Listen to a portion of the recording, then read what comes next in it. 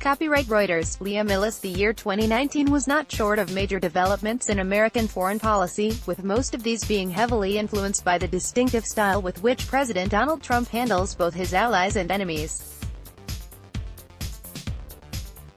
Despite facing numerous problems on the domestic front, ranging from mass shooting sprees to seemingly innumerable investigations, including impeachment, the Donald Trump administration managed to conduct an active foreign policy in 2019, the influence of which on the world is hard to underestimate. Sputnik has gathered the 10 most important events and trends that determined the U.S. impact on the global arena this year.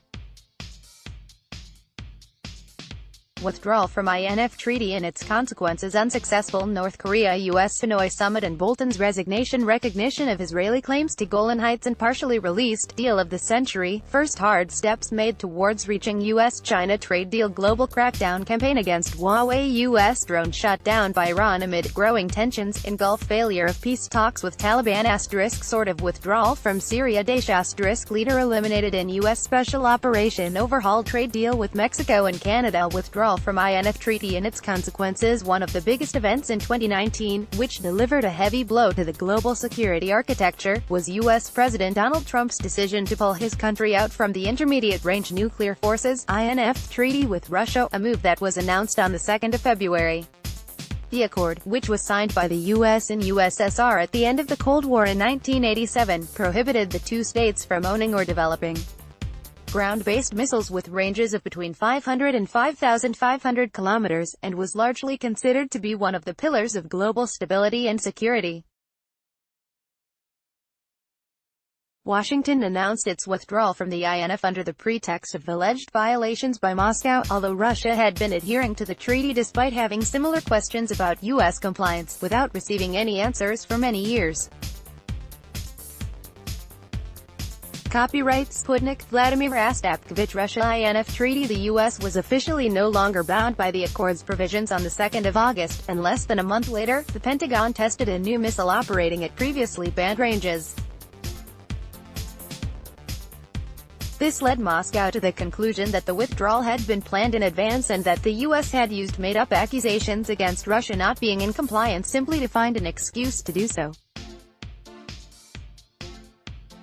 Now, unconstrained by the accord and actively developing new weapons, Washington will be able to deploy ground launchers armed with missiles with operational ranges of between 500 and 5,500 kilometers in Europe and Asia, near Russian and Chinese borders. Moscow has repeatedly cautioned that such deployments could destabilize the regions and foster tensions between the states, proposing mutual non-deployment as a solution. Pentagon, however, has indicated that it's not planning to accept Russia's offer and will deploy new non-INF compliant missiles, at least in Asia.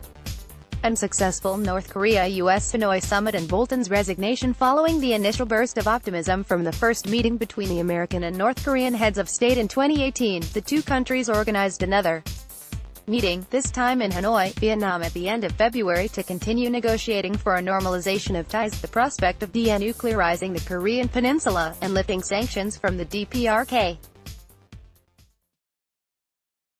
The talks were, however, cut short and ended prematurely without a deal on the 28th of February.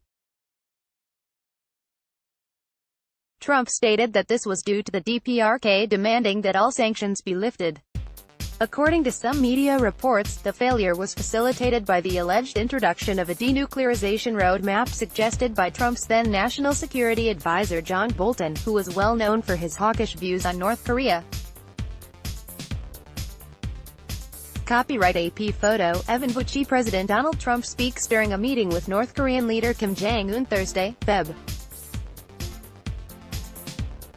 28, 2019, in Hanoi. Bolton was sacked by Trump 7 months later on the 10th of September. The U.S. president shared that his national security advisor had failed to get along with certain people in his administration and criticized Bolton for some of his decisions, namely for proposing the Libyan model for North Korean denuclearization, without elaborating further.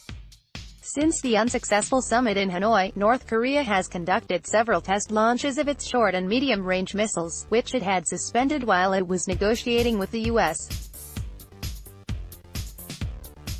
Additionally, the DPRK cautioned Washington against delaying a new round of talks for too long, counting on the good relations between Trump and Kim Jong-un, recognition of Israeli claims to Golan Heights and partially released deal of the century. Throughout 2019, the U.S. took several steps that significantly impacted the long-standing Israeli-Arab conflict and further strained the relations between local Middle Eastern actors and the Jewish state.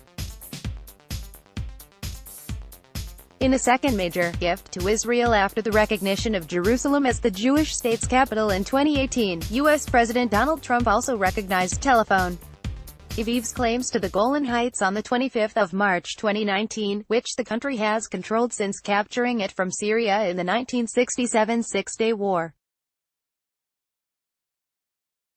The move was made despite criticism from Middle East states, including Washington's ally Saudi Arabia, as well as from the UN. The recognition also met with vehement protests from Syria, which called the move an act of aggression against its sovereignty and territorial integrity.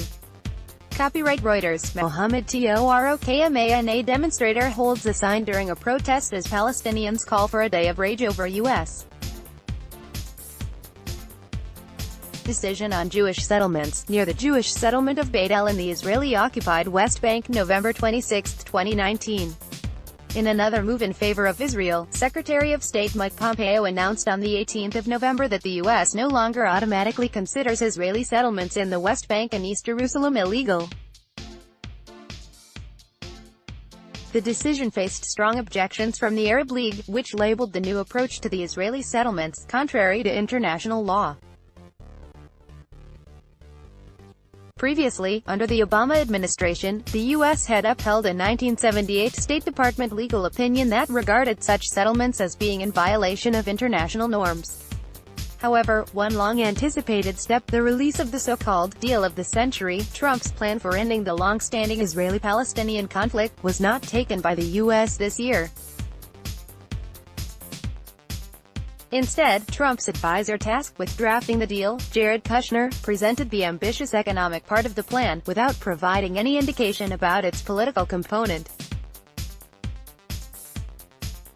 If it remains unchanged, the deal of the century envisages $50 billion in new investments in the Palestinian Authority's economy over 10 years and the introduction of rail and highway links between Gaza and the West Bank. The Palestinian Authority and Hamas have so far been very skeptical about the deal's prospects, largely due to considering the U.S. an improper mediator due to its recent moves to recognize Israeli territorial claims. First hard steps made towards reaching U.S.-China trade deal. The trade war, initiated by Washington against China back in 2018, continued in 2019 despite the fact that the two countries began engaging in talks late in 2018 and is the beginning of the new year.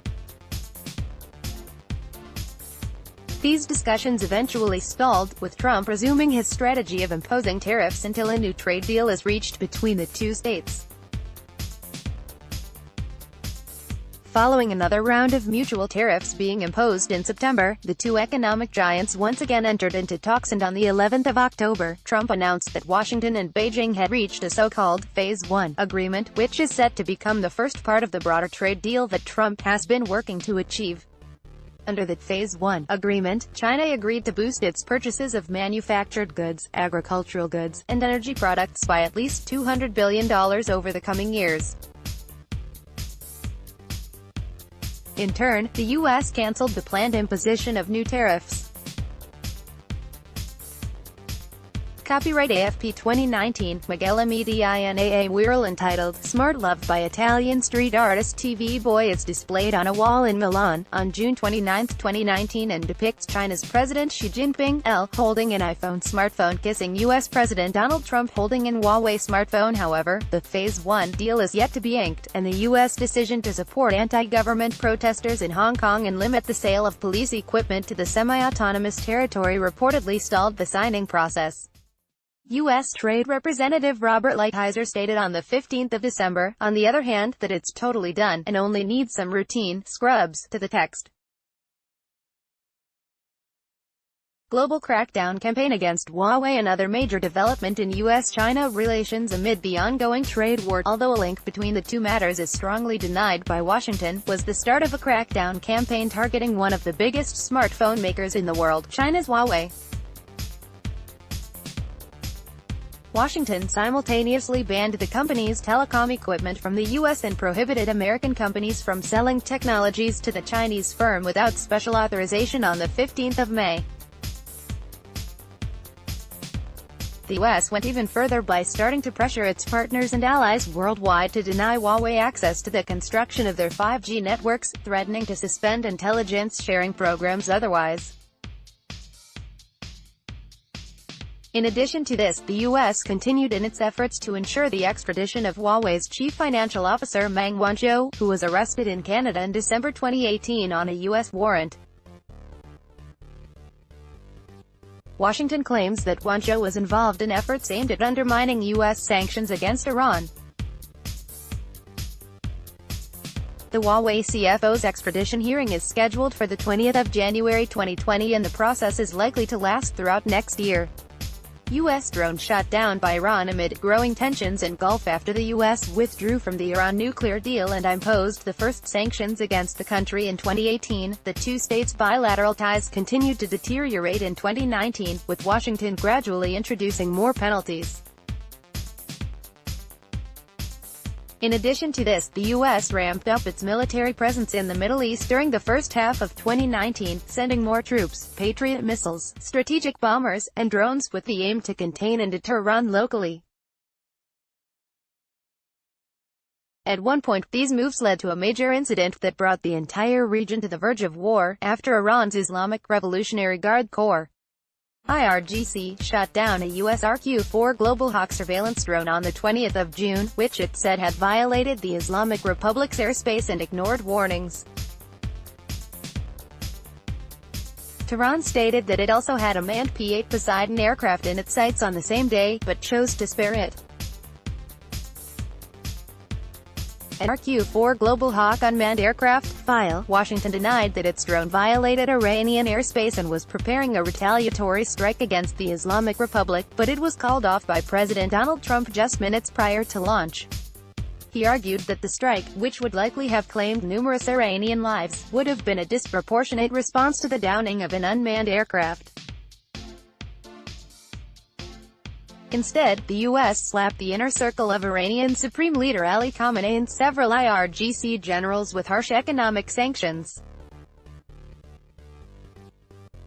Tensions between the two countries continued in the maritime sphere, with Washington accusing Iran of attacking 6 oil tankers on 2 occasions in May and June in the Persian Gulf.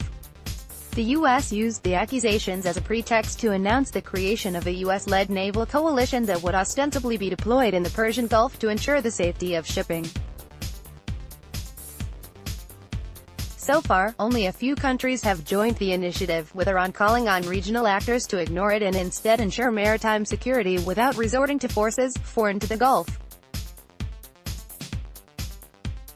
Failure of peace talks with Taliban * in line with President Trump's promise to end U.S. involvement in endless wars around the world, including in Afghanistan. Washington initiated talks with the Taliban * at the end of 2018 in order to negotiate the terms of its withdrawal from the country, where American troops have been engaged in military operations for 18 years with little success.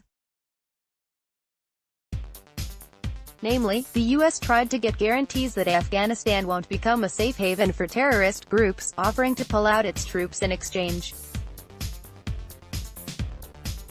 The U.S. also believed that the peace agreement with the terrorist movement could serve as a first step towards establishing a dialogue between the Taliban * and Kabul. These hopes, however, failed to materialize, as following an attack on Kabul by the Taliban on the 7th of September, which claimed the life of a U.S. serviceman, Trump proclaimed the peace talks dead just days prior to a planned meeting with the movement's representatives at Camp David. An AFP report in December, however, suggested that the talks had secretly been resumed after a 3-month halt, giving new hope that the lengthy Afghan war might finally be coming to an end. sort of withdrawal from Syria in October, Donald Trump announced that the U.S. would be pulling its troops out from Syria, citing the need to finish the endless wars that the U.S. has been waging. The announcement was well-timed, being made right before the start of Turkey's military operation against America's allies in Syria, the Kurdish fighters of the Syrian Democratic Forces (SDF). The move was largely seen as a betrayal, both by the Kurds and by some American soldiers, former U.S. officials, and the media. Copyright AP photo, Darko Bandic. A U.S. soldier observes form the top of a fighting vehicle at a U.S. military base at undisclosed location in northeastern Syria. But just like a similar promise that was made in December 2018 on withdrawing from Syria, the new one was only partially fulfilled. U.S. forces did leave Syria for Iraq and stayed there for several days, but eventually some of them returned in an armored column that headed directly to the Syrian oil fields, which are currently controlled by the Kurdish militia. U.S. officials stated that Washington intends to prevent terrorists from regaining control over the oil fields, but will use the money earned from selling the crude to finance the Kurdish fighters. Trump, in turn, simply said that the current U.S. goals in Syria are to keep the oil, having even proposed sending a major U.S. oil company there to do it properly.